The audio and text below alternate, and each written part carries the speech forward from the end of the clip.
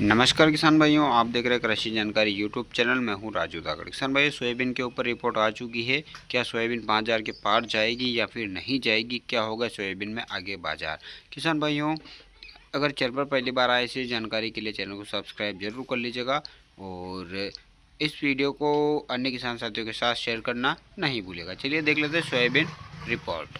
किसान साथियों, घरेलू बाजार में सोयाबीन का फंडामेंटल अभी भी मजबूत बना हुआ है, लेकिन अंतर्राष्ट्रीय बाजार में लगातार गिरावट के चलते बाजार थोड़ा फंसा हुआ ही दिखाई दे रहा है।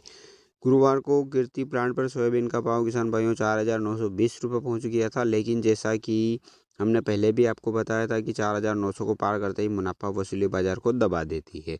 शुक्रवार को भी यही हुआ किसान भाइयों, और भाव 60 रुपये टूटकर 4,860 रुपये पहुँच गए हैं। अन्य प्लांटों पर भी 25 से 30 रुपये की गिरावट देखी गई है और भाव 4,750 क्विंटल के आसपास रहे, जबकि मंडियों में आवक और मांग के संतुलन के कारण बाजार लगभग स्थिर रहा। महाराष्ट्र में सरकारी खरीद की रफ्तार किसानों के लिए चिंता का विषय बनी हुई है। राज्य सरकार ने जहां 18.5 लाख टन सोयाबीन खरीद का लक्ष्य रखा था किसान भाइयों, वहीं अब तक सिर्फ 1.47 लाख टन ही खरीद पाई है।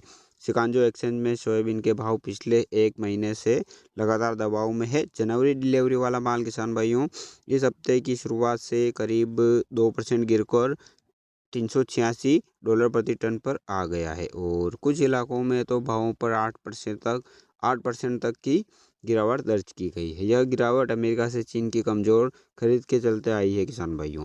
यूडीएच के उपलब्ध आंकड़ों के अनुसार अमेरिका की सोयाबीन निर्यात बिक्री पिछले साल के मुकाबले करीब 40% कम है और चीन को अब तक 5 मिलियन टन से भी कम सोयाबीन बेची गई है। बताया जा रहा है कि पिछले 2 हफ्तों में अमेरिका और चीन के बीच लगभग 70 लाख टन के सौदे हुए हैं, लेकिन चीन ने 2025 के अंत तक 1,20,00,000 टन सोयाबीन खरीदने का जो वादा किया था वह अभी तक पूरा नहीं हुआ है, जिससे बाजार में अनटेस्टी बनी हुई है। और घरेलू बाजार में कल सोया तेल कांडला पर 1,245 रुपये और मुंबई में 1,265 रुपये देखा गया है। सोया डीओसी की मांग में भी धीरे धीरे सुधार हो रहा है, जिसके चलते भाव 500 रुपये बढ़कर ओम श्री धुलिया प्लांट पर 36,500 प्रति टांग पर पहुंच गए। ऑल ओवर देखा जाए तो वैश्विक बाजार का थोड़ा बहुत असर घरेलू बाजार पर देखने को मिल सकता है, लेकिन सोया डीओसी की बढ़ती मांग और घरेलू उत्पादन की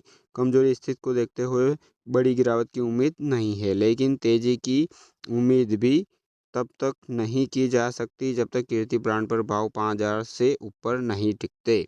फिलहाल अगले 8 से 10 दिन बाजार 50 से 75 रुपये के दायरे में कारोबार करता दिख रहा है। किसान भाइयों, ये थी सोयाबीन के ऊपर जानकारी, और आप किसान भाइयों व्यापार अपने विवेक से करें, माल बेचें या रोके, ये अपने हिसाब से करें। किसान भाइयों, मिलते हैं नेक्स्ट वीडियो में, तब तक के लिए जय जवान जय किसान।